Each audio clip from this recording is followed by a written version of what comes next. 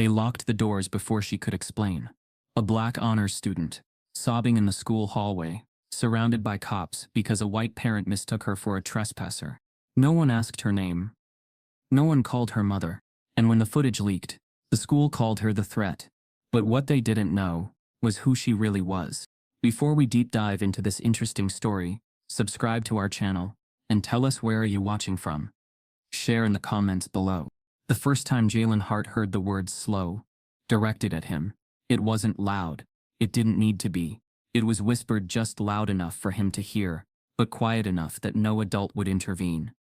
A razor-thin slice through the hallway noise, planted like a seed behind his ear. It came from Jamal Trevors, a classmate who sat 2 rows behind him in Algebra 2, who often led the laughter when Jalen took too long to speak. This time, he didn't laugh, just tilted his head and muttered the word like a verdict. Slow. Jalen blinked. He didn't flinch. He never did.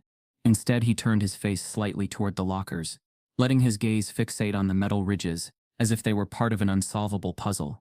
Inside his backpack, his hand gripped a crumpled sheet filled with calculations. He had solved a complex factorial problem over lunch, not because anyone assigned it, but because numbers made sense in a way people didn't.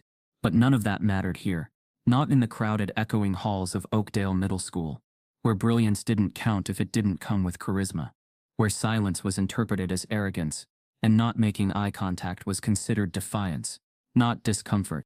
By the time Jalen reached room 204, his sanctuary of advanced math, he already felt the weight of the label tightening around his neck. He took his seat, front row as always, and pulled out his spiral notebook. It was filled with equations, geometric sketches, and logic proofs he wrote for fun. But Mrs. Kendricks, the teacher, didn't look at his notes. She glanced at him with that same forced smile she gave when trying to seem patient. Jalen, remember to stay with us today, okay? She said as the class settled. It's important you participate. He nodded but didn't speak. His voice was a fragile thing, quiet and deliberate, often drowned by louder kids or dismissed before it finished. By the third problem on the board, she was already frustrated. While other kids haphazardly scratched through worksheets, Jalen had already worked out the full solution in his head. He didn't write it down. He was still mentally checking for patterns that could speed it up. Jalen, Mrs. Kendricks said sharply, you need to show your work. I don't want blank pages again. He opened his mouth, hesitated, then began to write, slowly. But he didn't follow the format. He took a different route to the answer, a shortcut that made perfect sense to him, but not to anyone else in the room. She walked over, leaned down, and stared at his notebook. This isn't what I asked. Why can't you just follow the instructions? He looked up, finally made eye contact. Just for a second. He began, but his voice caught. He didn't want to say the rest. Around him, the whispering started again. Someone snorted. A low chuckle rippled across the back row. Mrs. Kendricks sighed. Maybe this just isn't your level, Jalen. That was the moment. The room fell quiet, not out of respect, but discomfort. The kind of silence that precedes laughter, judgment, or worse. Jalen didn't react. He just turned the page and started sketching a graph, his hand trembling. That evening when his mother Tasha came home from her second shift, she found him sitting at the kitchen table, his dinner untouched, a dozen pages of math problems spread out before him. His eyes weren't sad. They were numb. She asked, dropping her bag and walking over. You okay, baby? He didn't answer. Just pushed one page toward her. She glanced at it, confused. What is this? He whispered. They said I don't belong. Tasha froze. She'd always known her son was different. But she hated that word. Different had been used too often as a shield for cruelty. She'd fought for him to be in advanced math. He wasn't slow. He was brilliant. He just processed the world in a rhythm the world didn't understand. The next day, Tasha took off work and marched into Oakdale Middle School.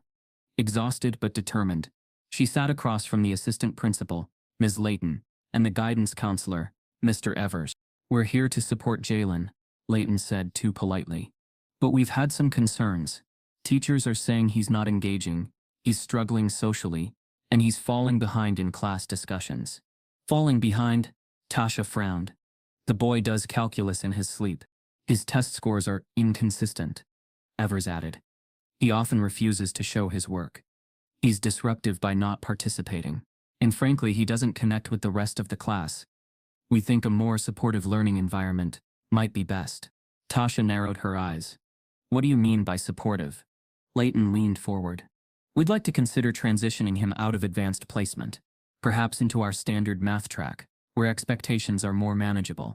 The words landed like stones. No, Tasha said flatly. He's also showing some behavioral markers, Evers continued. You might consider a developmental assessment, maybe even a special needs evaluation. Are you saying my son has a learning disability? We're not diagnosing, Layton replied, a bit too quickly. Just recommending further observation. We believe he may be on the spectrum. Tasha stared at them both. So let me get this straight. You're telling me he might be autistic, but instead of getting him support, you want to demote him. It's not a demotion. Then what is it? She snapped. There was a pause. It's about finding a place where he can succeed, Layton finally said. Tasha stood up. You mean where he can be quiet? Where no one has to deal with him? No one disagreed. That night, Jalen sat on the floor in his room, a blanket over his head, scribbling math problems in the dim light of a nightstand lamp. His brain felt like it was on fire, so many numbers, shapes, loops. But none of them solved the question he couldn't escape. Why does being different mean being less? He didn't ask for attention. Didn't want pity. He just wanted to be seen for who he was. But all anyone saw was a black boy who didn't talk, who didn't smile on cue, who didn't blend in. And now they were saying he didn't belong. Not just in advanced math, but maybe not even in this school. Downstairs, Tasha stood staring at the letter she'd been given at the meeting. A formal recommendation for academic reassignment. In other words, transfer your son. Let him start over somewhere else. Somewhere with better support systems. She gripped the paper tightly, her eyes stinging. They weren't just pushing Jalen out of a class. They were erasing him. That same week, Jalen's name disappears from the advanced math roster. When Tasha confronts the office, they tell her he's been reassigned, without her consent. The fluorescent lights above the principal's office buzzed with a faint hum, the only sound filling the silence after the sentence dropped like a gavel. Jalen would do better in a less challenging environment. Principal Royce leaned back in his seat, clasping his hands with the smooth professionalism of someone used to dressing exclusion in the fabric of concern. His tie was perfectly straight, his smile polite, but Tasha wasn't fooled. She'd heard these words before. Different school, different state, same tone. Across from him, Tasha sat stiffly, gripping the strap of her worn leather purse, trying to measure her breath. The air in the room was thick with unspoken bias. What exactly does that mean? She asked, her voice tight. Well, Royce said, glancing toward the guidance counselor beside him, we've noticed that Jalen is having difficulty adjusting. His behavior in class is disengaged. He resists instruction. Teachers are concerned that he's not thriving in his current academic track. Disengaged, she repeated slowly. So not loud, not aggressive, just quiet. Mr. Evers, the counselor, jumped in. It's more than that. He's not responsive during group work. He zones out. One teacher said he muttered to himself during a quiz. It's unsettling for some students. Tasha's eyes didn't blink.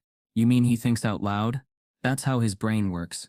We're not here to label him, Royce added quickly. We're just thinking about what environment might support his growth better. Something structured, predictable, less demanding. So dumb it down, Tasha said flatly. The principal shifted. We're recommending a placement that meets him where he is. He's in advanced math, she snapped. Isn't that where he is? Evers sighed. He's been reassigned, temporarily. We've already initiated the transfer to standard track, until we can determine his fit. Tasha's breath caught. Without asking me. It's a temporary decision, Royce insisted.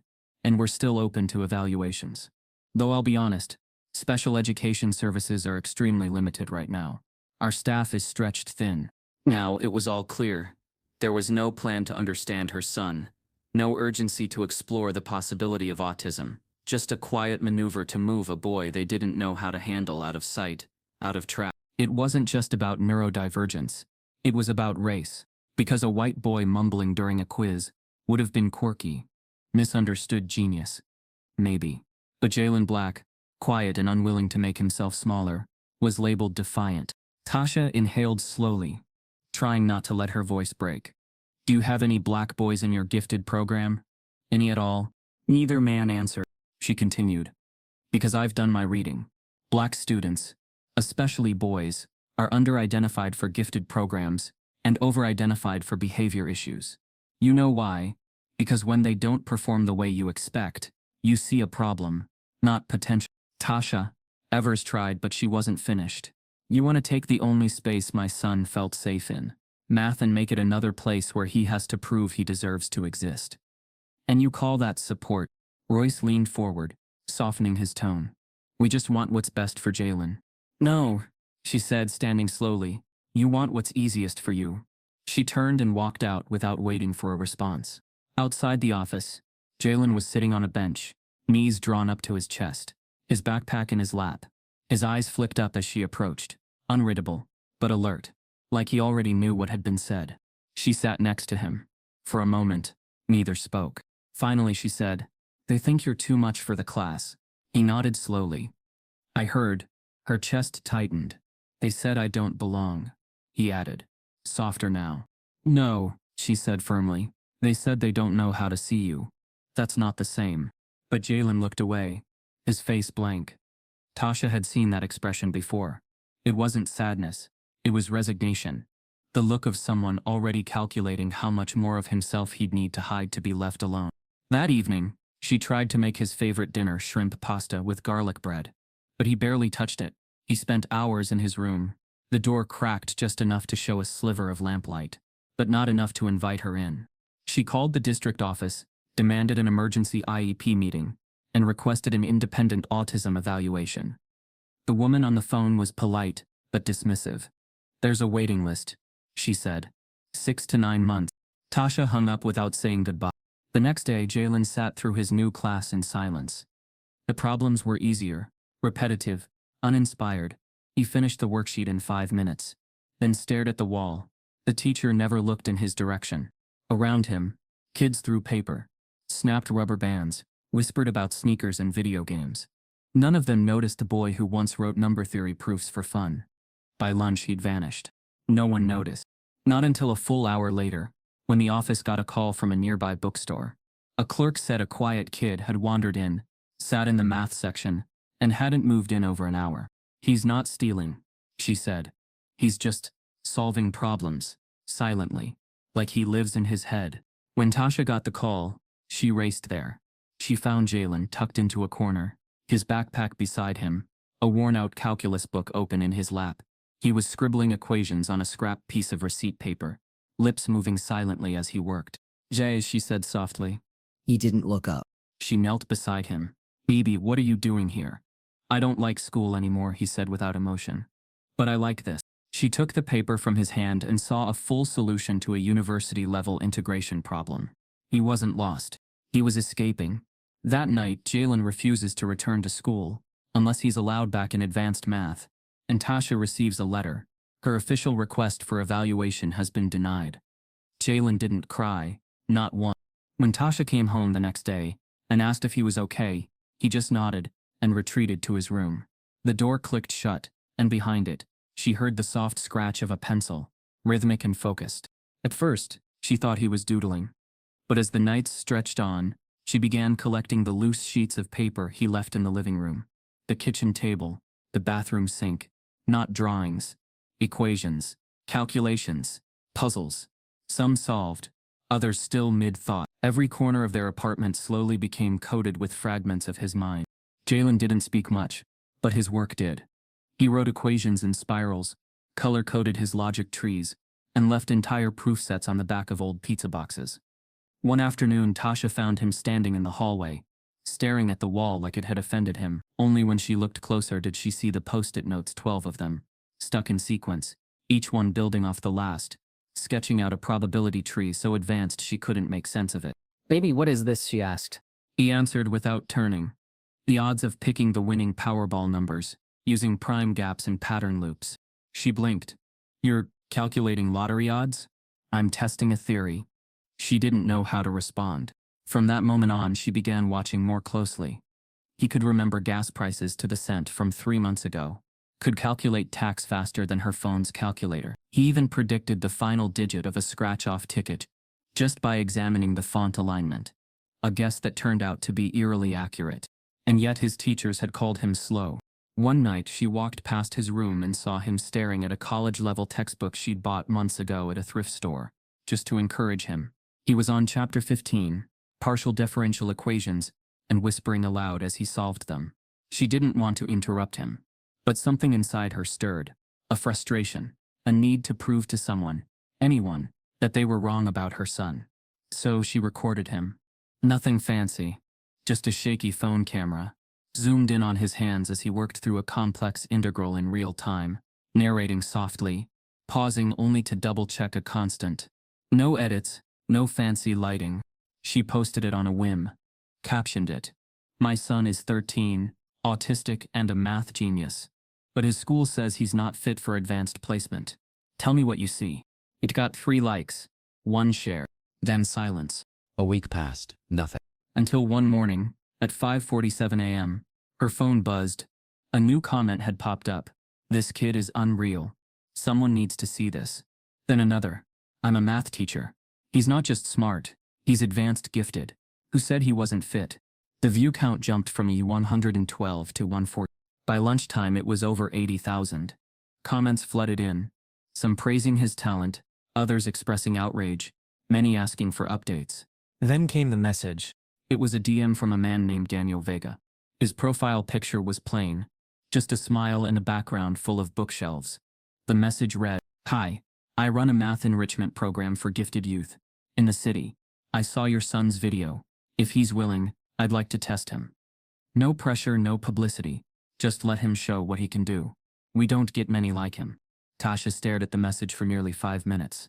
Her instinct was to protect. Too many people had tried to label Jalen, to fix him, mold him. But something about the message was different. Not exploitative, curious, respectful. She turned her phone toward Jalen later that evening, while he was sitting cross-legged on the living room floor, mapping out hexagonal tiling patterns using coins and buttons. "There's a man named Daniel," she said. "He saw your video." Jalen didn't look up. "He runs a math program. Wants to test you." Still no reaction. "He says you don't have to go, just if you want to." Silence stretched, thick with tension. Then Jalen said, "What kind of test?" "No grades. Just you and him. Math." He nodded slowly. "Okay." Tasha paused. "Okay, as in you'll do it?" He looked at her finally. "If he doesn't talk too loud." She smiled. "I'll make sure he doesn't." 3 days later, they arrived at a small building on the east side of town. Not a school, a converted art studio, with folding chairs and whiteboards covered in half-finished equations. No buzzers, no noise, no crowds, just space. Daniel greeted them at the door. He was soft-spoken, mid-40s Latino, with a calmness that immediately put Jalen at ease. They didn't shake hands. Daniel simply said, "You ready to see some problems?" Jalen nodded. For the next 90 minutes, Tasha sat in the waiting room, while Daniel sat beside her son in the main studio, sliding sheet after sheet of problems across the table. No timer, no pressure. From behind the glass door, she watched as Jalen scribbled, paused, crossed something out, then grinned, actually grinned, when he cracked something difficult. When the session ended, Daniel walked out looking equal parts stunned and delighted. "I gave him a series of problems we usually give to juniors in college," he said. "He solved 2 of them in under 5 minutes. I don't even think he knew they were supposed to be hard." Tasha let out a slow breath. "So, what does that mean?" Daniel smiled. "It means your son isn't just gifted. He's beyond that. We have a word for this." She raised an eyebrow. "Savant level." Tasha blinked. "Like, Goodwill Hunting?" Daniel chuckled. "Less dramatized. But yes, raw, untaught brilliance. He sees things we don't. I'd like to invite him to join our advanced cohort. Free. No condition." She looked toward Jalen, who was rearranging the number magnets on a sideboard, quietly humming. "What if he says no?" she asked. Daniel shrugged. "Then I'll try again. On his terms. But he's special, Miss Hart. And people like him, they don't come around often." That night, as Jalen and Tasha are finishing dinner, her phone buzzes again. A different message. This time it's from the organizers of the State Math Olympiad, asking if Jalen would be willing to compete. The university annex smelled faintly of dry erase markers and nervous energy. Sunlight filtered in through tall windows, casting long lines across the linoleum floors. Folding chairs squeaked as they shifted under middle schoolers and high schoolers from across the district, some eager, some distracted, all competitive. Jalen Hart stepped into the room like he was entering a foreign country. He kept his gaze down, counting the tiles beneath his feet, breathing in sets of threes. His fingers twitched at his sides. The noise laughing kids, scraping chairs, loud coughs scrambled his senses. But he didn't retreat. He followed Daniel Vega through the maze of desks to the far back corner. "Here's your seat, Jay," Daniel said gently. "Dr. Len's in charge today. I'll be nearby, okay?" Jalen nodded once, tightly, and lowered himself into the chair, keeping his backpack zipped, his hands folded in his lap. He didn't look like the others. No flashcards, no talking, no eye contact. Just silence and a stillness that made him seem invisible. At the front, Dr. Peter Lin shuffled papers and cleared his throat. A Chinese-American professor in his early 50s, he'd taught at the university for over 2 decades. He didn't believe in lowering standards. Gifted students, he often said, were measured by what they could do under pressure, not how they felt about it. He'd been skeptical about Jalen's inclusion in the cohort. No transcript, no placement test, and a viral video that smelled more like hype than substance. Still, he gave everyone a fair chance. "Diagnostic placement begins now," he announced. 30 problems. Multiple disciplines. You have 30 minutes. No calculators. Papers shuffled across the room. Pencils tapped. Some kids already had hands raised, asking clarifying questions. Jalen didn't speak. He stared at the paper. Not the questions. The layout. He scanned the problem sets, mentally grouping them into categories. Algebraic reasoning, spatial logic, number theory, statistical deviation. His pencil tapped twice on the table. Then it moved. No scribbles. No crossouts. Just fluid, efficient motion. Symbols, diagrams, tiny margin notes. 7 minutes later, he set his pencil down and pushed his chair back just enough to signal he was done. Peter Lin frowned. He looked at the clock. 23 minutes remaining. Peter approached quietly, trying not to make a scene. "Finished?" he asked. Jalen nodded. "You're allowed to check your work." "I already did," Jalen said, barely audible. Peter blinked. "Okay, let's have a look." Back at the front, he flipped through the pages slowly. Page 1, perfect. The answers weren't just correct. They were explained in 2 methods. Page 2, elegant geometric proofs. One done visually, the other algebraically. By page 5, Peter's breath had hitched. He turned to the final question, a combinatorics monster that most PhD students would sweat over. Jalen hadn't just solved it. He'd optimized the logic tree, trimming steps in ways Peter had never seen before. The boy had gone beyond the test. He wasn't just answering. He was interpreting, seeing deeper relationships, rewriting the problem in his own structure and then solving it from a different angle entirely. Peter looked back at the room, where Jalen sat motionless at the rear, his eyes fixed on a small crack in the wall paint. He didn't know what he was looking at, but he knew it was something rare. After class, Peter approached him gently. "Jalen, could I talk to your mom?" Jalen didn't flinch, but his body went still again. A pause, then a nod. That evening, Tasha met Peter in the university courtyard. She was guarded, arms folded, spine tight, but polite. Peter explained what he'd seen, his voice steady but charged. "In my 20 years, I've seen maybe 2 kids like him. He's not just gifted, he's divergent. He sees through the math. It's like the numbers talk back to him." Tasha's face stayed neutral. "He's always been like that. No one wanted to see it." Peter hesitated. "May I ask, has he been formally assessed? For giftedness or autism?" "No formal diagnosis," she said flatly. "The district denied our request." Peter shook his head. "That's criminal." Tasha let out a soft, bitter laugh. "Not to them. Just policy." Peter looked away for a moment, then back. "Listen, I'm on the advisory board for the state math Olympiad. Regionals are next month. We're still finalizing the slate. I know it's unorthodox, but if you'll let me, I want to nominate him. He doesn't need to win. Just showing up, being seen, could change everything." Tasha's jaw clenched. "You sure they won't laugh him out of the room?" Peter met her gaze. "They might, but not after they see what he can do." Tasha looked down at her phone, then back toward the annex window, where Jalen was standing alone, tracing a pattern into the concrete with his sneaker. "He's been hurt," she said quietly. Not just by kids, by adults, teachers, systems. I'm not sure how many more hits he can take. Peter replied, I don't think he's fragile. I think he's tired. Tasha nodded slowly. Okay, let's do it. That night, Jalen didn't ask about the Olympiad. He just cleared the dinner table, stacked the dishes neatly, and retreated to his room with a whiteboard and a Sharpie. He was preparing. No one told him to. He just knew. The next morning, Peter sent a nomination email with 3 attachments: Jalen's diagnostic test, a video clip from the session, and a one-line subject header. You need to see this kid. He didn't expect a response right away, but within 3 hours, his phone buzzed. It wasn't a reply from the committee. It was a screenshot from someone else. A forwarded post from Oakdale Middle School's private faculty chat thread. A teacher had shared Jalen's diagnostic clip with the caption, "This is the same kid who couldn't follow instructions in my class. Guess viral fame can make anyone look smart." Another comment, "I call BS.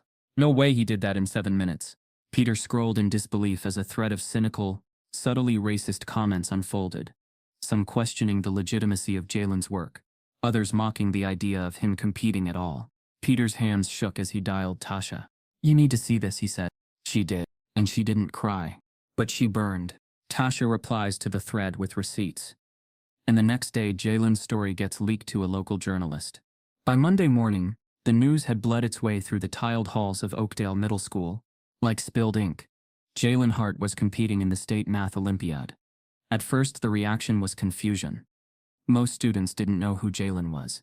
Exactly. They recognized the name, maybe, but not the face.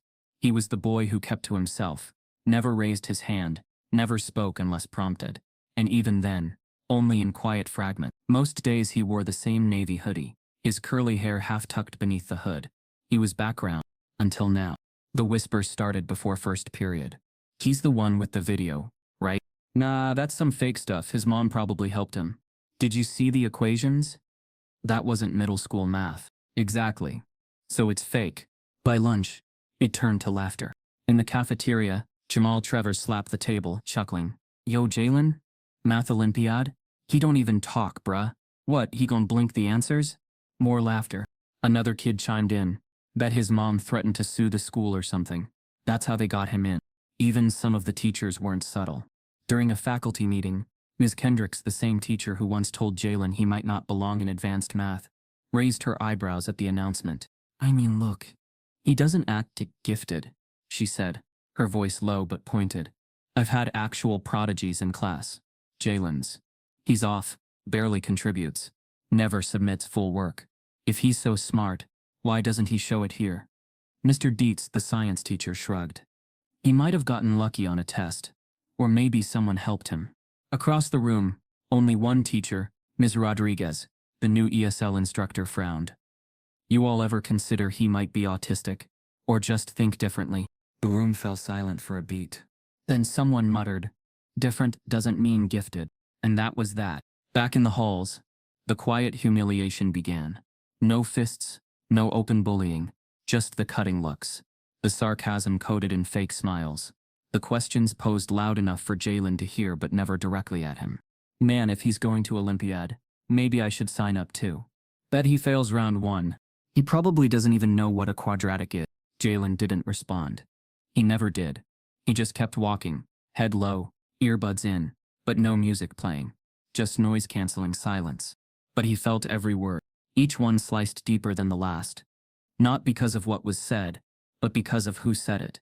The same classmates he once tried to sit beside, the same teachers who had dismissed his questions, cut him off mid-sentence, never asked if he needed support. The worst part wasn't the students. It was the grown-ups. Even the front desk receptionist raised an eyebrow when his name appeared on the Olympiad permission slip. "You sure this is the right Hart?" she asked, flipping through the paperwork. "I'm the only J. Hart in 8th grade, Jalen answered, voice barely above a whisper. She said, unconvinced. "Well, best of luck." That night, at home, Tasha watched him poke at his dinner. His appetite had vanished again. "You okay?" she asked. He nodded, but his shoulders told the truth. She leaned forward. "You don't have to do this if it's too much. I want to do it," he said softly. "Then what's bothering you?" He looked up, eyes dark and still. They think I cheated. Tasha's heart cracked. She reached across the table, placing her hand over his. Let them talk. We'll let your work speak louder. But what if I mess up? He whispered. Then I am what they say. No, she said fiercely. You are never what they say. That same night, her phone buzzed. A local reporter, Kelsey Dunn from the Metro Sentinel, had sent a message through her public page. Hi Tasha. I've seen your video of Jalen and heard some things coming out of Oakdale. There's talk of controversy surrounding his selection.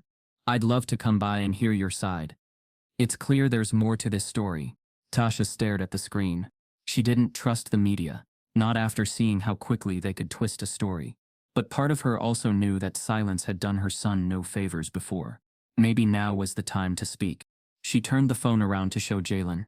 He read the message, then looked up at her. Do I have to talk? No, she said. Only if you want to. He thought for a long moment. Then to her surprise, he said, Can I show her something instead? What? My numbers. The real ones. The next day, Kelsey arrives with a camera crew. But she isn't alone.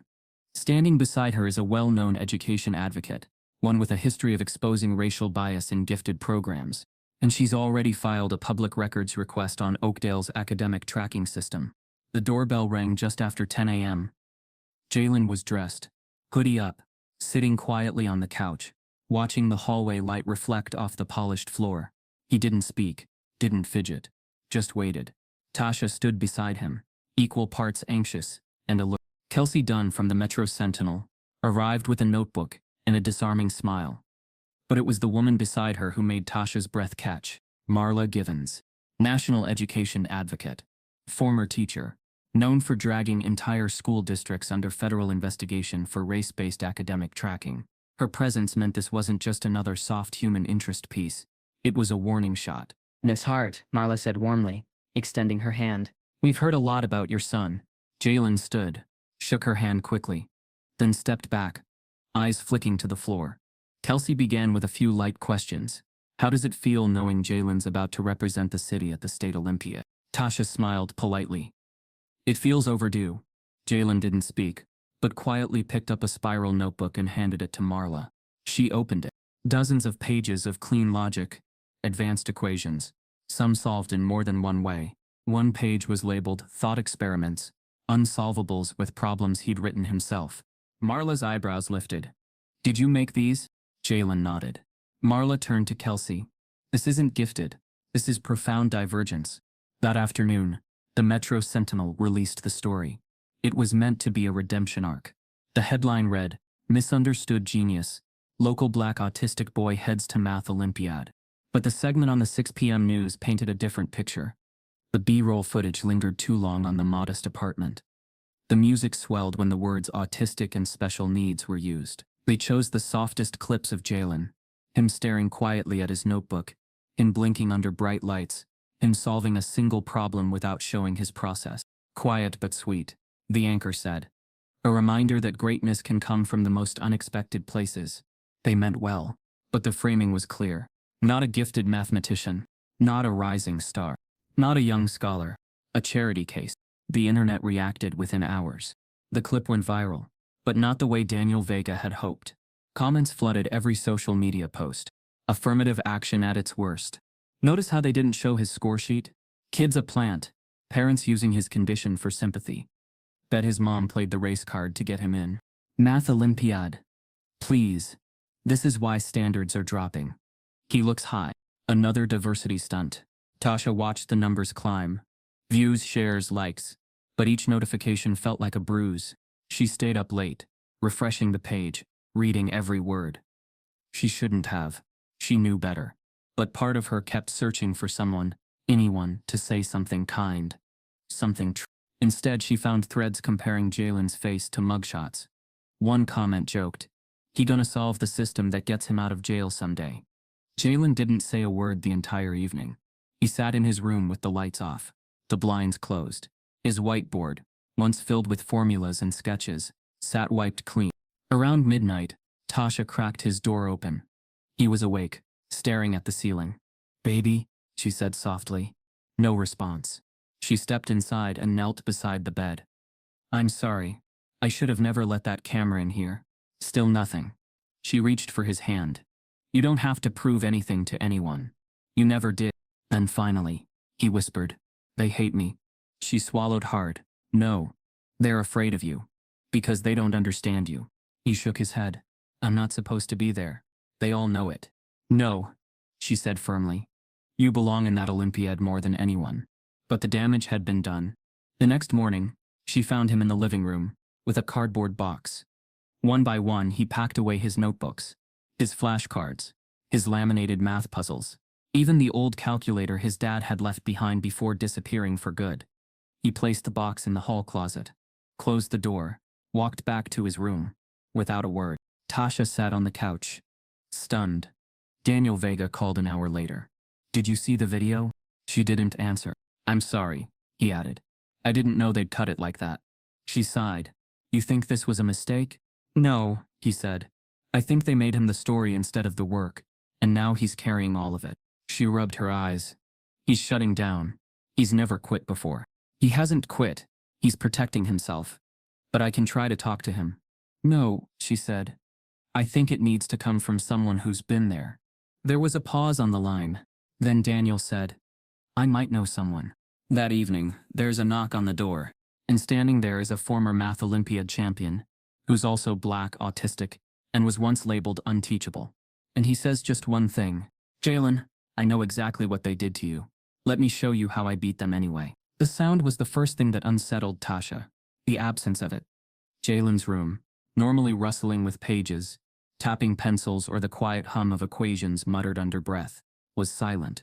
The door was slightly ajar, no whiteboard scratching, no clattering buttons from his logic puzzles, just stillness. She stepped inside. His desk was bare. The shelves that once overflowed with notebooks were empty. The math models, homemade flashcards, and stacks of old worksheets he'd begged her never to throw away. Gone. Even the framed certificate from last year's citywide math meet, the one he'd placed beside his bed like a treasure, was missing. The trash can beside the desk overflowed with torn paper. Equations shredded. Graphs ripped. Pages bent in fury. Tasha's breath hitched. Jalen? He was curled on the bed, hoodie over his head, headphones on, but they weren't connected to anything. A tangle of cords lay useless on the floor. He wasn't listening to music. He was blocking out the world. She sat beside him, gently placing a hand on his shoulder. You haven't eaten. Come on, baby. Just a little soup. No response. She tried again. They don't get to win, Jay. You hear me? They don't get to take this from you. Still nothing. That evening, Tasha didn't sleep. She sat in the living room, the TV muted, phone face down. The viral clip played on loop in her mind. Jalen's stillness under soft piano music, his identity reduced to labels, the comments slicing through everything she'd built to protect him. She didn't cry. She simmered.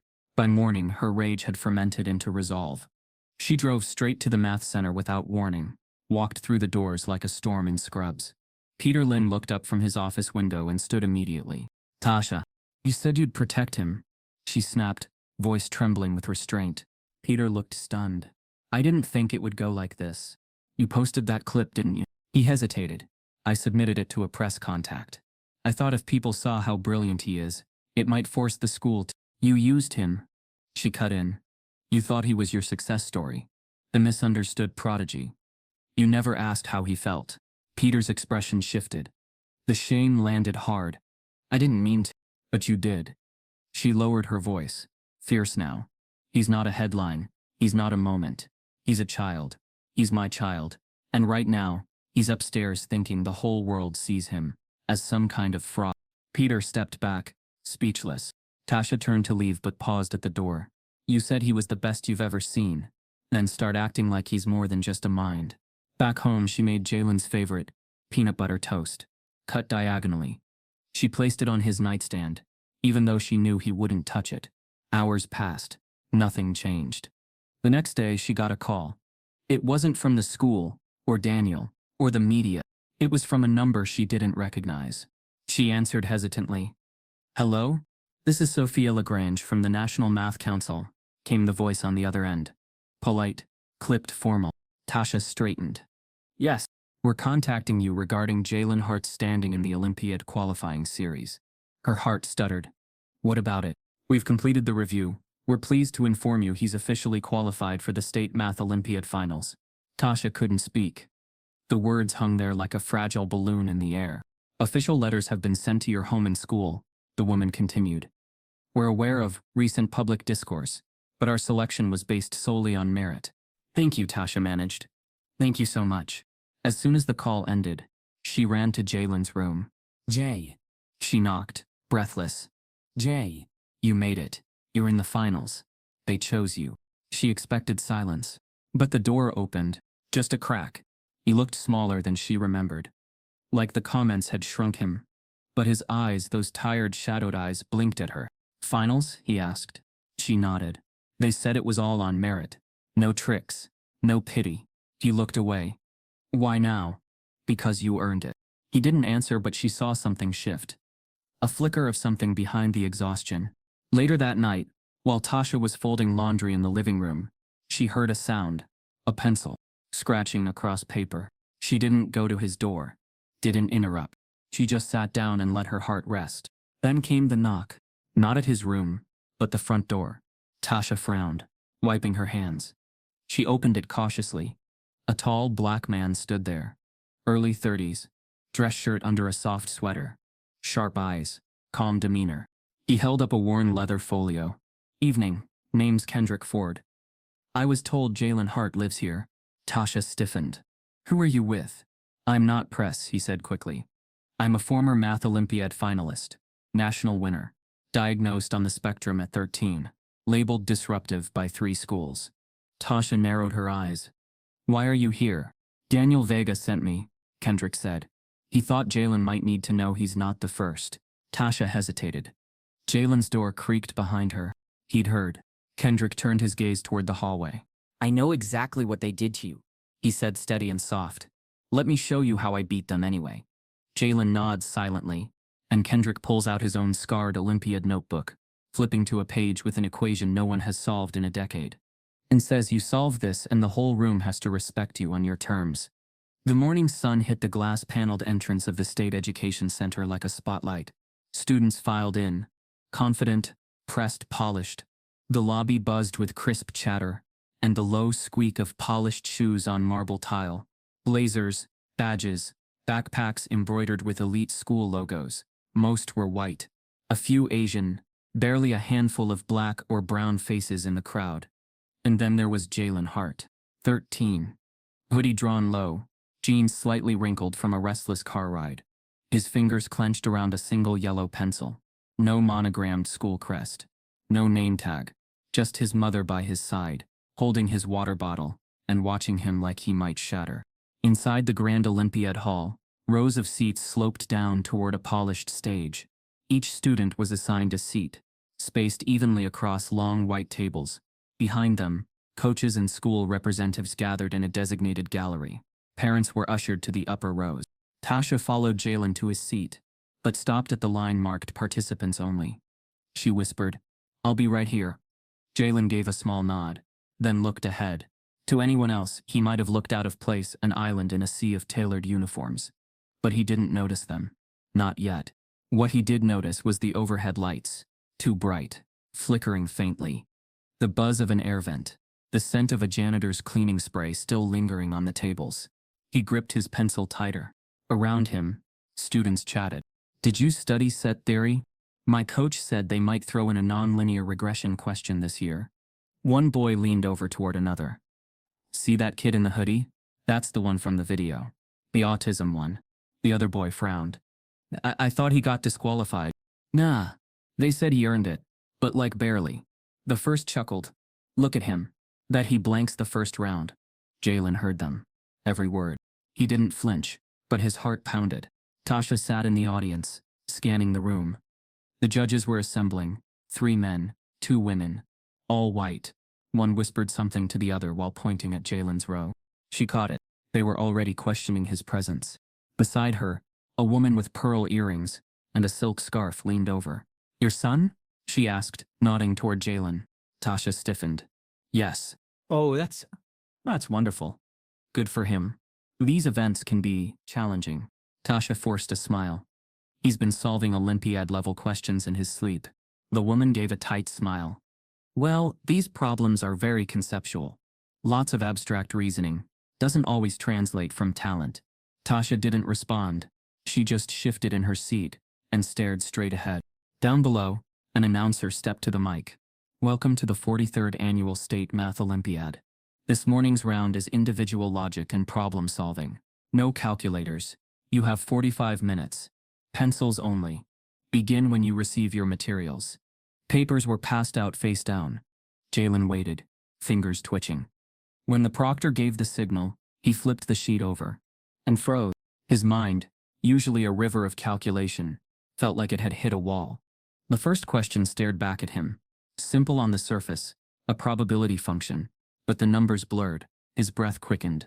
The noise of the room, the shifting, the scribbling, the occasional cough, rose in volume like a swarm of bees. He blinked. The symbols moved. The room was too loud, too bright, too close. He looked down at his pencil. It was shaking. A bead of sweat rolled down the side of his face. He closed his eyes. Breathe. 2, 3. The other students were already deep into solving. Pages turning. Hands scribbling. Jalen hadn't moved past the first line. In the crowd, Tasha's chest tightened. She could see him from the balcony. Still locked. Pencil paused. Kendrick. He's frozen, she whispered.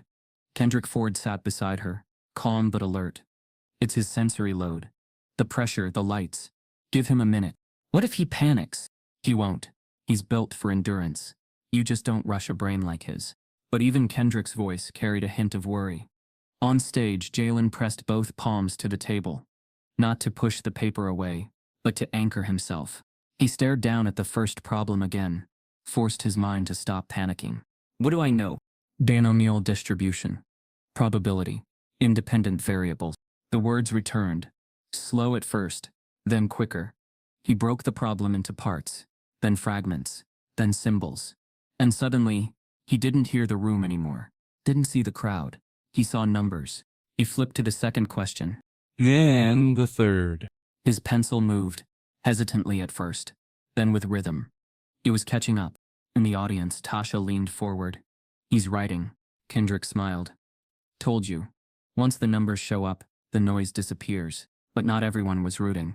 In the judge's booth, one official leaned to another. Is that the viral kid? Yeah.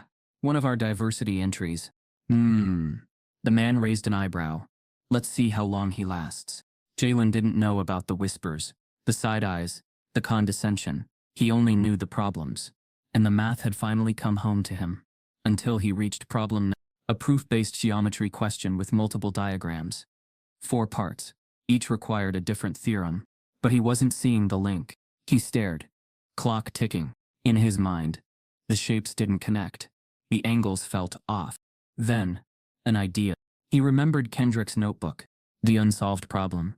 The trick was always in the transformation. Not the shapes as they were, but as they could become.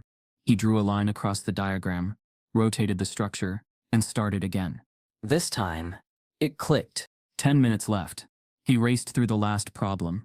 A combinatorics challenge with nested sets, barely finishing before the proctor called time. Pencils down. Silence settled. Jalen looked up for the first time in 45 minutes. Around him, kids were stretching, whispering, sighing with relief. He just sat still, then slowly gathered his things, folding his paper with meticulous care.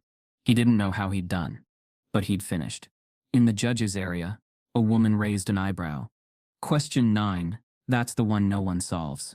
Her colleague whispered, check the back of his paper. She did, paused, then frowned. He'd solved it. Entirely. As the proctors collect the papers, one quietly slips Jalen's test into a separate folder, marked with a sticky note. Flag for irregularity review. The second round was different. No bright stage. No hovering parents. No announcements blaring through microphones. Just a quiet room with high ceilings, beige walls and soft natural light that slanted in through tall windows. The chairs were spaced further apart. The papers were stacked neatly at the front. Jalen walked in alone. The competition had broken into smaller pools. Top scorers from round 1 filtered into different rooms for more specialized testing. This was the elite tier. Advanced problem solving. The kind of questions that demanded not just memorization or speed, But synthesis, vision, insight. Tasha wasn't allowed in. Not even the coaches. She sat in the lobby downstairs, knees bouncing, hands locked together so tightly her knuckles whitened. Kendrick tried to calm her with soft reassurances, but even he looked anxious now. "They're watching him," he murmured.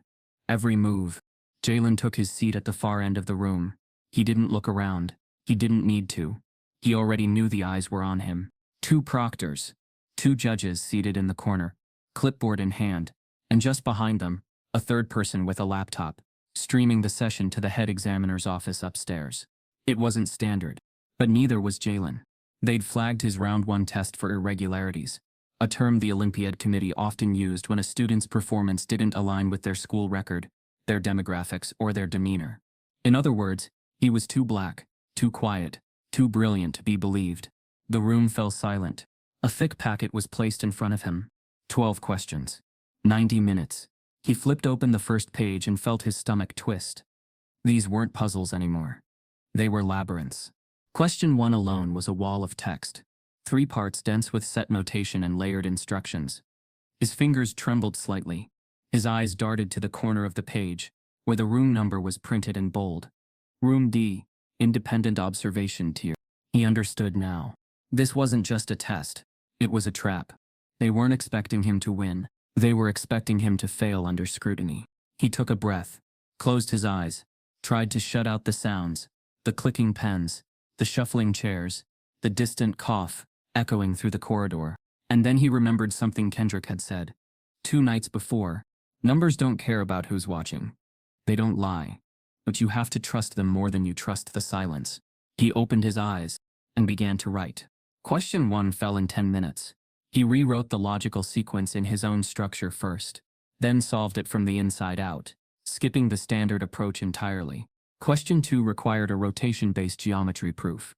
He used matrix transformations instead. More elegant, less expected. Question 3 was a theoretical number system challenge.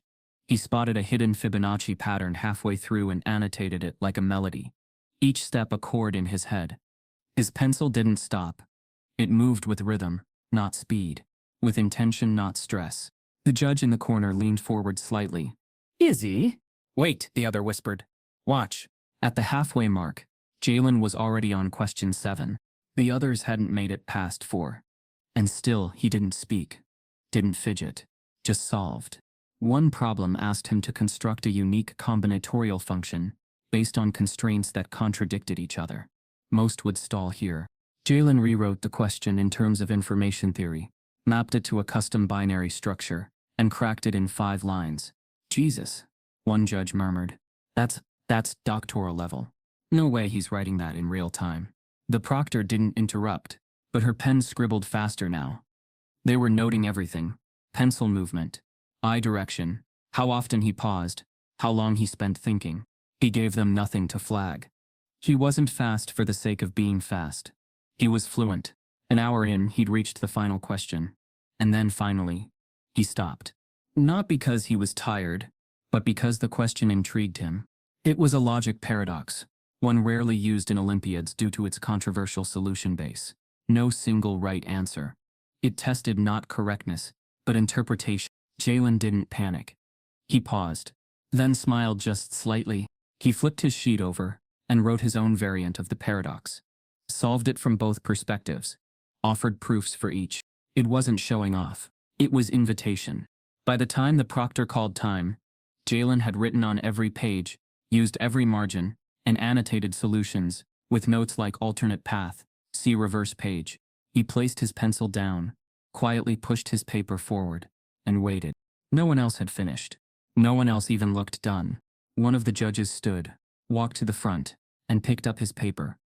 She flipped through it slowly, then stopped on question 10. A geometry transformation.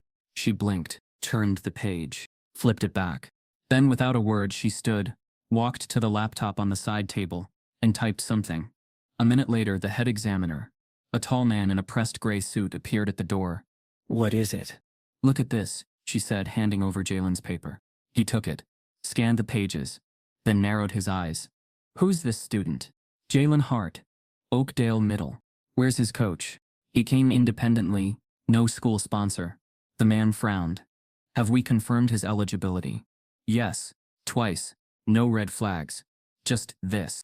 He held the paper up. It's not just correct, he said slowly. It's creative. Original. He turned to the monitor, where Jalen's footage played on loop. No fidgeting. No hesitation. Just pure, focused work. This isn't cheating, the judge whispered. This is something else. The head examiner exhaled slowly. Then we need to be careful. What do you mean? He glanced at the score sheet. If he wins this thing outright, we're going to have a very public reaction. Back downstairs, while waiting for Jalen, Tasha checks her email and finds a message from the Olympiad committee's chairperson with one chilling line. We need to speak. There are concerns about your son's performance.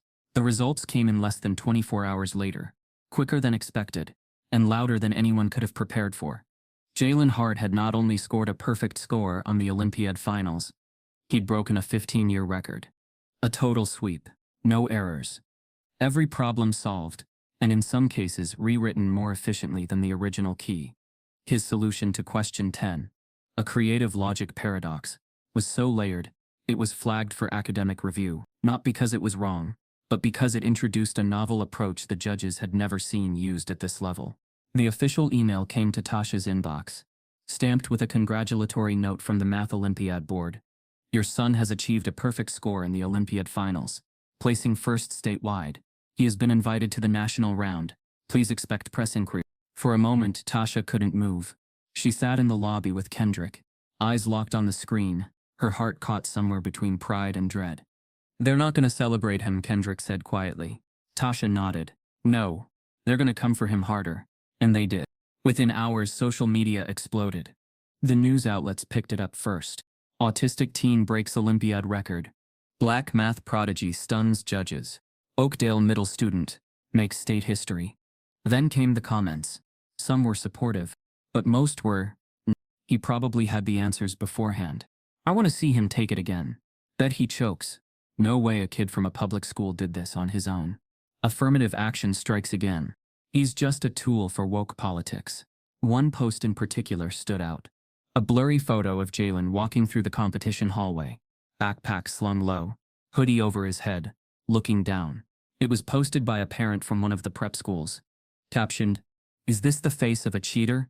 It went viral within hours. The comments beneath were cruel. He looks high. Sketchy as hell. Imagine losing to this. Probably has a handler feeding him answers through an earpiece. Tasha saw it that night, sitting at their kitchen table, fingers clenched around her phone. She didn't show it to Jalen. Not yet. But the next morning, the damage spilled into real life. A courier arrived with an envelope. Official Olympiad stationery, gold seal stamped on the front. Inside was a letter requesting Jalen return for a verification reassessment. They weren't asking. They were demanding. He had to take a new set of problems, unannounced, unprepared, under full surveillance, alone in a monitored room with cameras, no breaks, no talking. The implication was clear. They didn't believe him. Tasha stood frozen in the doorway, letter in hand. Peter Lynn arrived 20 minutes later. Tasha handed him the letter without a word. He read it, jaw tightening. They're accusing him. They didn't use the word, she said flatly. They didn't have to. He looked up. If he were white, this would be a feature story. National praise. A scholarship, not an investigation. Tasha's hands trembled. What do I do? You fight it, he said. You don't let them strip him down and call it due process. But Jalen had already heard. He stood in the hallway, silent, still. I'll do it, he said softly. Tasha turned. No, Jay, you don't owe them anything. I want to, he said. I want to show them. Kendrick, who had just walked in, nodded slowly. Then we do it your way, not theirs. That afternoon, Jalen was escorted into a room with glass walls, 2 judges, 3 cameras, 1 proctor. He wasn't allowed paper from home, not even his own pencil.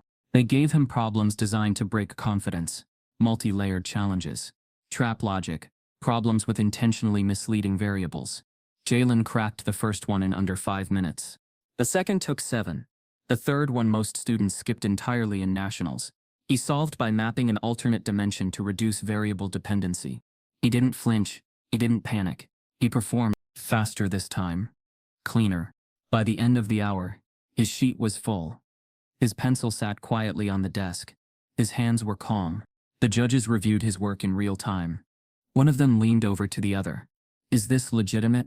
The other stared at the page. He reverse-engineered the theorem. Still, their expressions didn't soften. Instead, they whispered, took notes, didn't smile. Back outside, Peter, Kendrick and Tasha waited, tense. A staff member approached. He finished. How'd he do? Peter asked. The staffer blinked. He solved them all, with time to spare. Then why do you look like that? The staffer looked away. There's going to be a review. Peter stepped forward. You passed your test. What's left to review? There were concerns about consistency, style, speed. Tasha narrowed her eyes. So it's not about proof, it's about perception. No one denied it. That evening, as Jalen sat at the dinner table, quietly drawing graphs on a napkin, his phone buzzed. Peter, standing nearby, glanced over. It was a photo. The same one from earlier. Jalen in the hallway, alone. But now reposted by a verified account with hundreds of thousands of followers. Captioned it, "Is the new math prodigy too good to be true?" The replies were brutal. Math has a cheating problem, and no one wants to talk about it. Where's the transparency? Meritocracy dies when we let in unvetted kids. Peter's face hardened. They're not just questioning his score, they're questioning his existence in this space. Tasha stood, walked to her room, closed the door, and called a lawyer.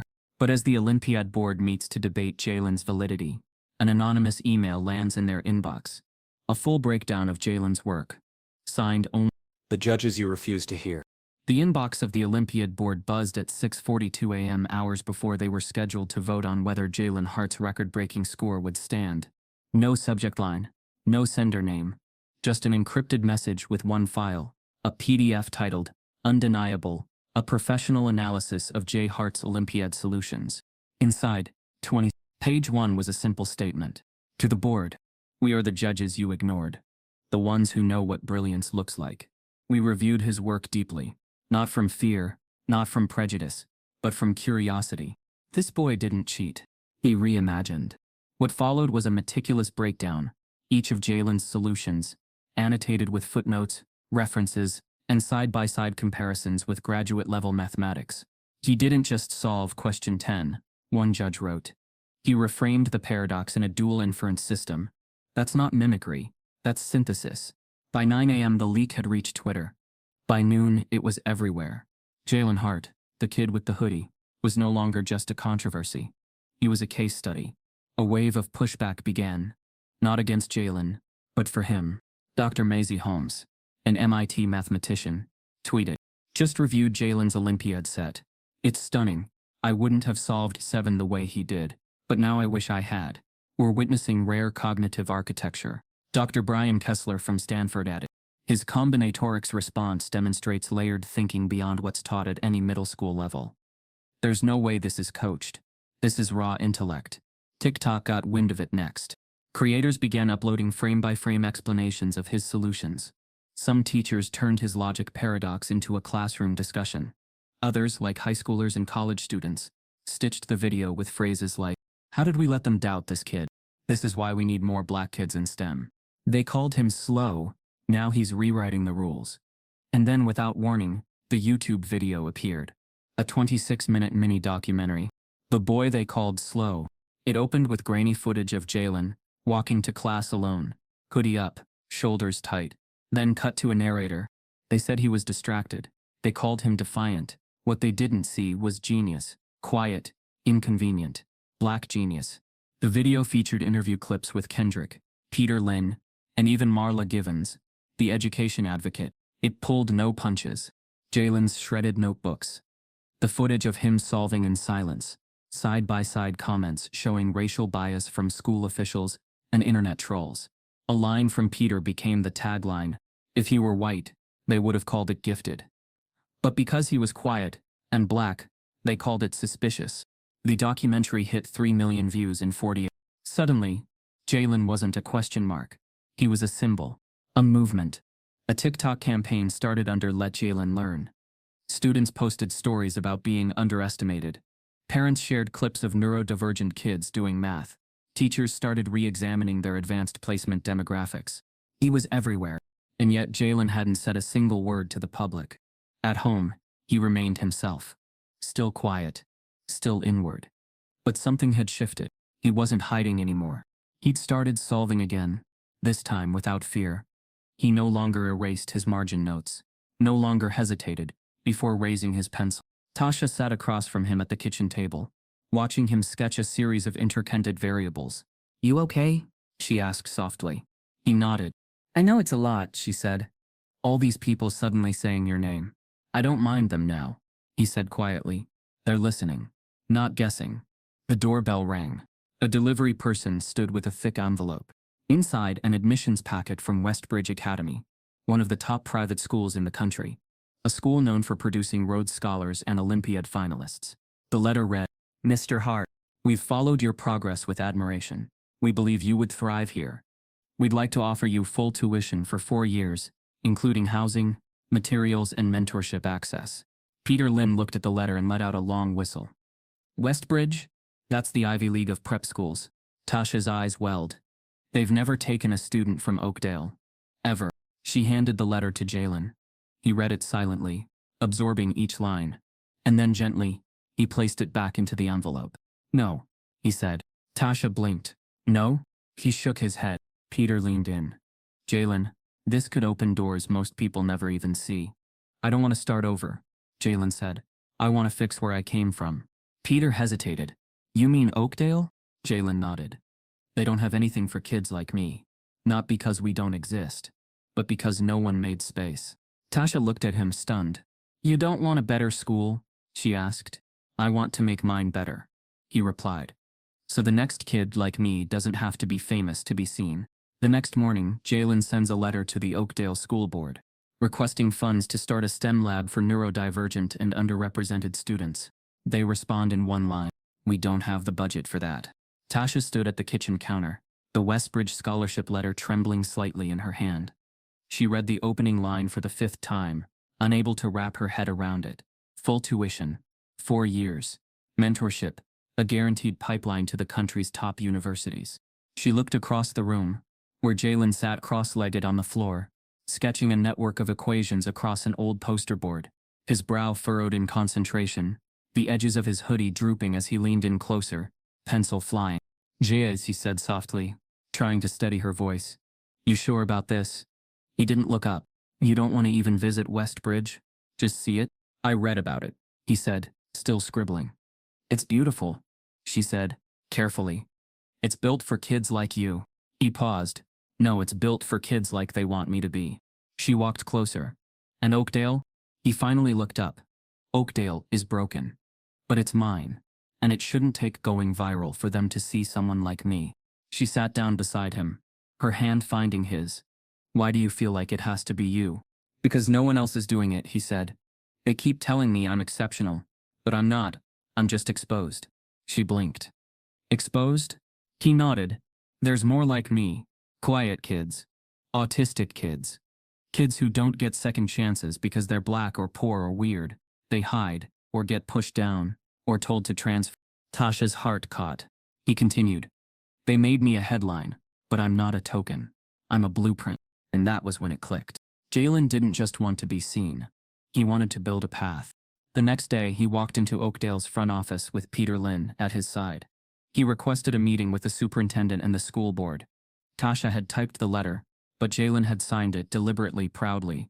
It read, "I propose the creation of an inclusive STEM lab at Oakdale Middle School, specifically designed to support neurodivergent and underrepresented students. We've been overlooked long enough." The meeting was granted a week later. Inside the boardroom, fluorescent lights buzzed overhead. 5 board members sat behind a polished oak table, flanked by the principal, the district curriculum advisor, and 2 budget analysts.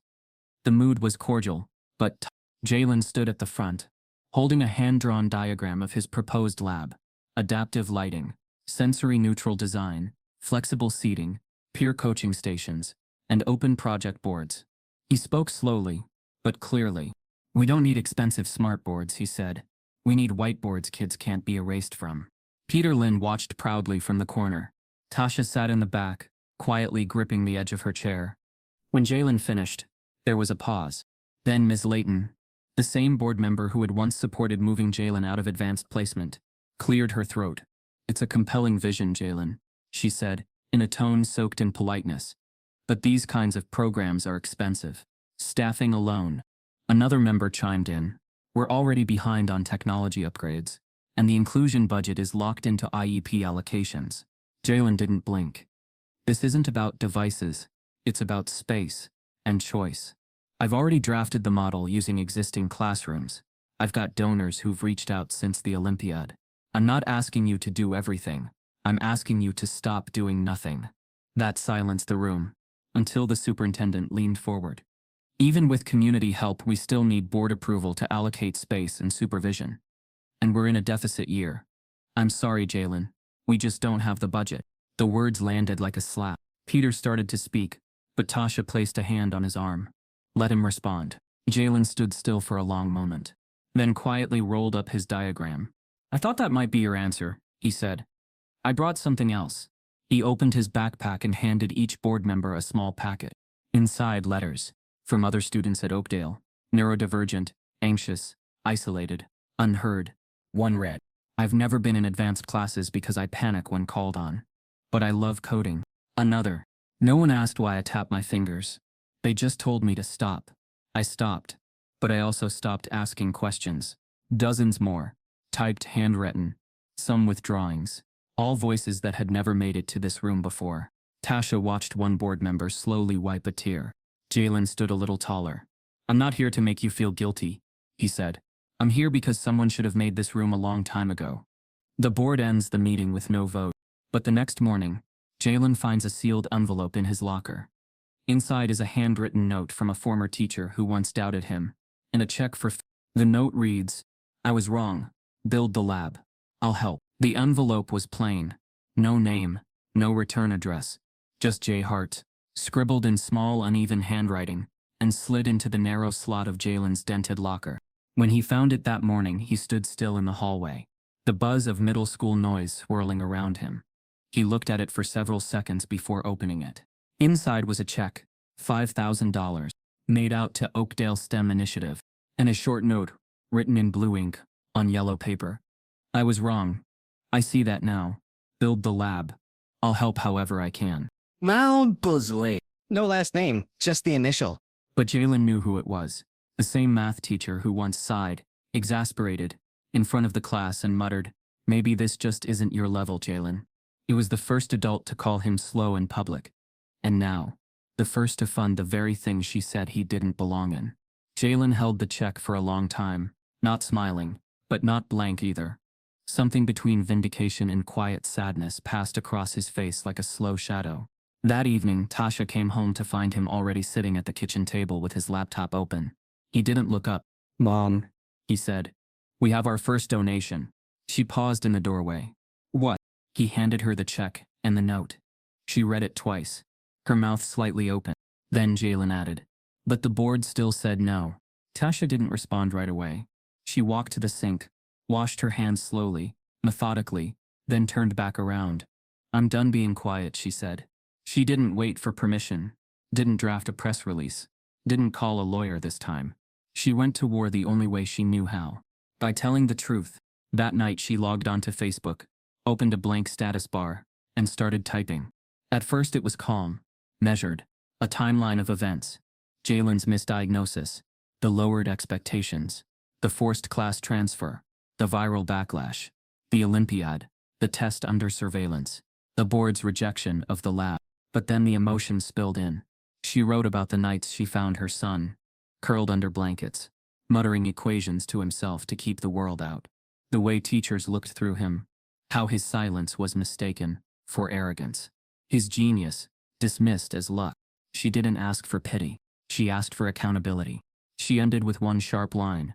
"My son should not have to outperform the system just to be seen by it." Then she tagged them all.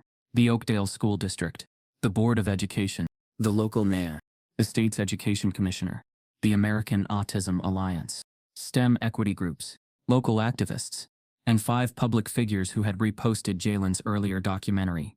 She hit post and went to bed. By morning it had 87,000 shares, By lunchtime, 4 hashtags exploded across platforms. Let Jalen lead. Neurodivergent, not invisible. STEM for all. Not your token. News outlets began reaching out. Tasha answered the first call with her voice steady. Tell your viewers, she said, that this isn't about my son being special. It's about a system that made it impossible to be ordinary and still be seen. Donations followed.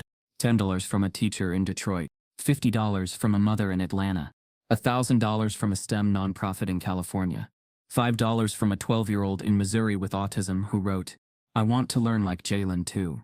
A crowdfunding page was created by a stranger, an educator from Chicago. Within 48 hours, it raised over an engineer at Google reposted the campaign. A retired professor pledged to donate furniture and equipment. A local architect offered to design the space for free. Tasha sat at the dining table, stunned. Jalen just nodded once and whispered, "It's happening." But Oakdale didn't celebrate. The school board went quiet. No press release, no apology. Until 3 days later, a cryptic email landed in Tasha's inbox. Due to recent developments, the board has revisited its decision regarding the proposed STEM lab. We are willing to reopen discussions around space allocation, provided certain conditions are met. Tasha stared at the screen. Attached was a PDF listing their terms. The lab must be labeled as an enrichment resource room, not a STEM lab. All external press must be cleared by the district first. No signage bearing Jalen's name would be permitted. No public statements from Jalen or his family, without district approval. It was a clear attempt to rebrand the movement, sanitize the story, strip it of its origin, and reclaim control. Tasha printed the letter and walked it into Jalen's room. He read it. Slowly, carefully. Then he looked at her. They want to use it, but not honor it. Tasha's voice was firm. It's your name they want to erase. Peter Lynn arrived minutes later. Kendrick too. They read the terms in silence. Then Kendrick said, "They want the world to see a neutral success story. Not a black autistic boy who forced their hand." Peter nodded. "This isn't about space anymore. It's about narrative." Jalen leaned back in his chair. "They want the lab without the reason it exists." Kendrick tilted his head. "So what do we do?" Jalen said nothing. He opened his laptop, typed for 10 minutes, and hit send. An hour later, a new post appeared on the crowdfunding page, written directly by him. "If my name can't be on the lab, then I'm building it somewhere else. This isn't about revenge. It's about recognition. This is bigger than Oakdale now. We'll find another building, a community center, a church basement, a bus if we have to. But it will happen. Because kids like me are not temporary stories. We're the future too." The next day, the story makes national headlines, and Jalen receives an invitation from a tech giant offering him a building, a budget, and full control to create the lab, anywhere he chooses. The building didn't look like much from the outside. A repurposed community center in the heart of the city's West End, sandwiched between a corner market and a faded laundromat. The bricks were chipped. The old signage was gone, replaced with a small silver plate that read, "JH STEM Initiative, for the overlooked and the brilliant." But inside, it was a different world entirely. 6 months after Jalen's crowdfunding campaign exploded, and the tech giant quietly stepped in, offering both a refurbished space and unrestricted seed funding, the doors of the lab officially opened. Not with a ribbon cutting. Not with media cameras. Not with district officials angling for photo ops. But with a soft chime of a digital lock, and the first students stepping through the doors, some nervously, some wide-eyed, and many of them wearing the same haunted inward stillness Jalen once carried. They were kids who didn't fit, kids who weren't failing, but were failed, neurodivergent, undiagnosed, underestimated, black, brown, brilliant. The lab didn't look like a schoolroom. There were no rows of desks, no overhead fluorescence.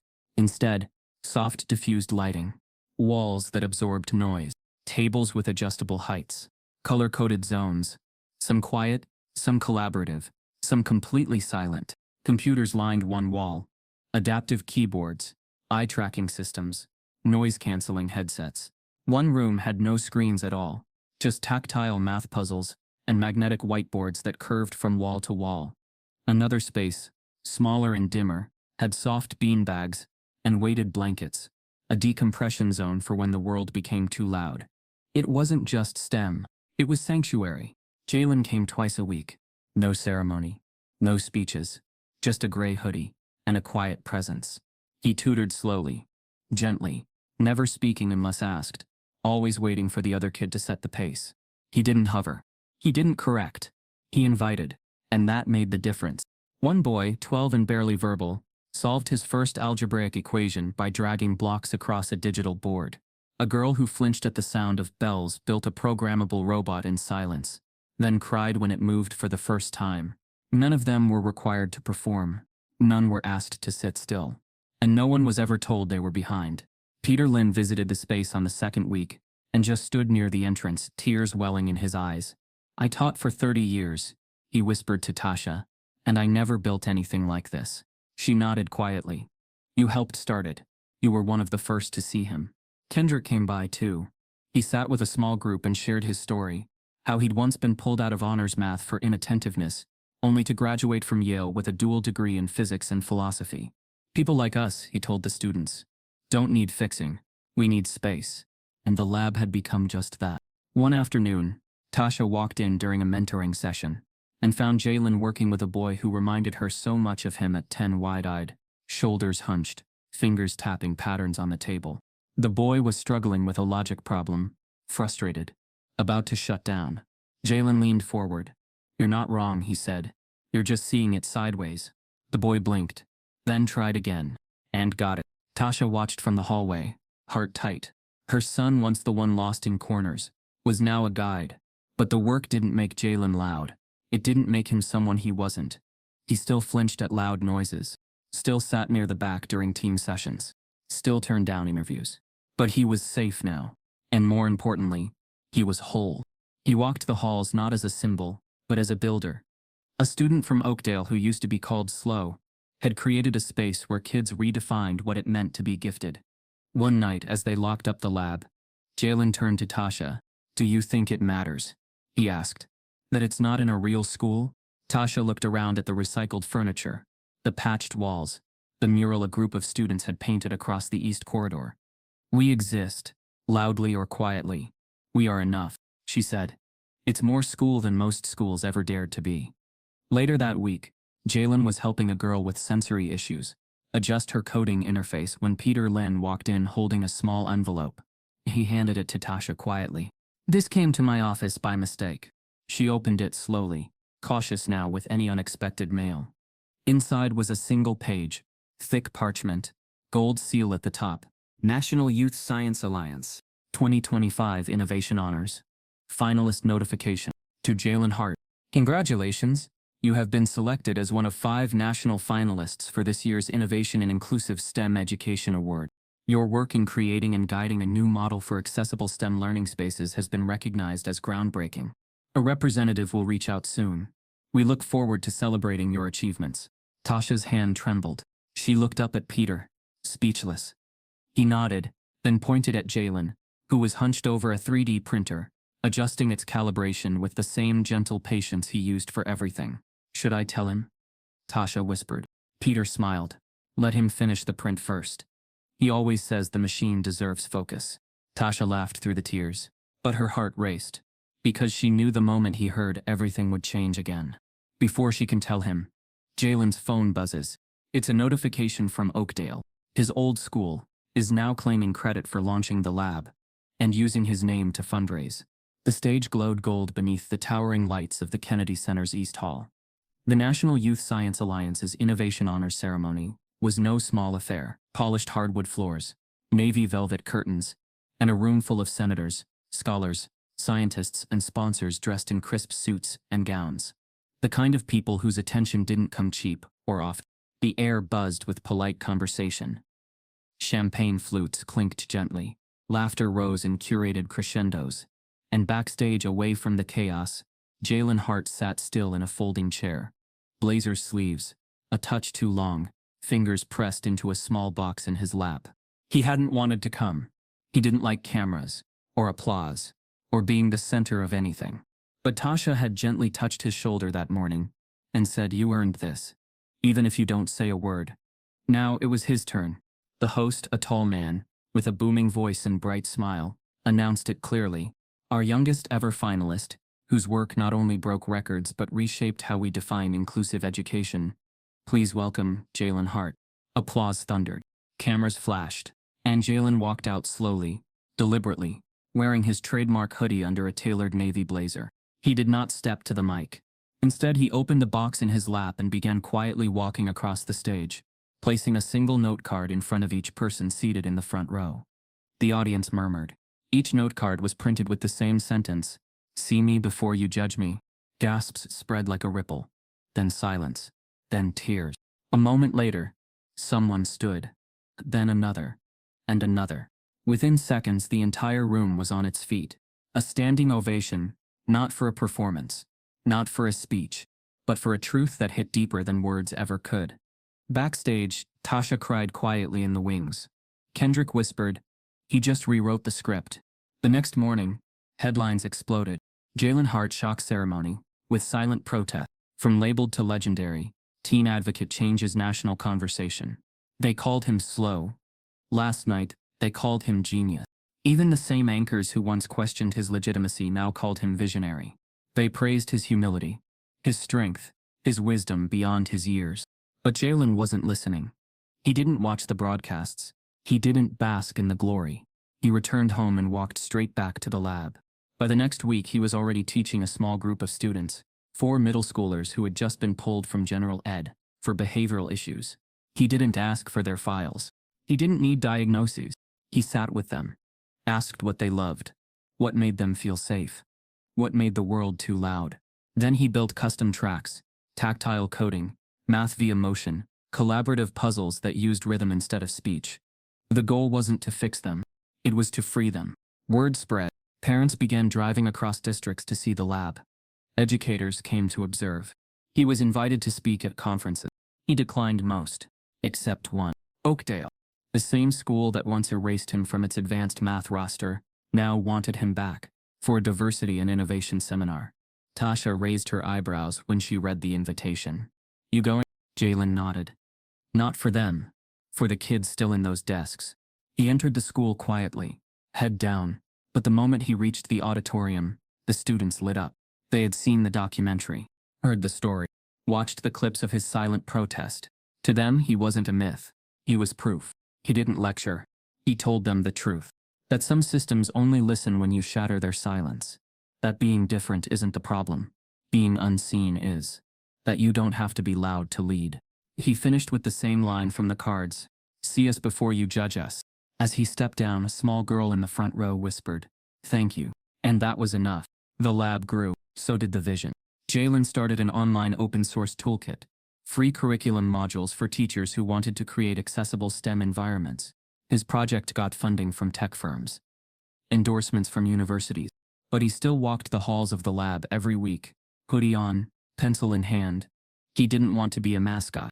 He wanted to be useful. And he was, which made what happened next even more surreal. One afternoon, after tutoring a student on ratio functions using blocks and marbles, Jalen returned to his desk. A red envelope sat there. No stamp. No sender. Just his name. Inside was a letterhead bearing one word in a serif font. Harvard. He unfolded the page.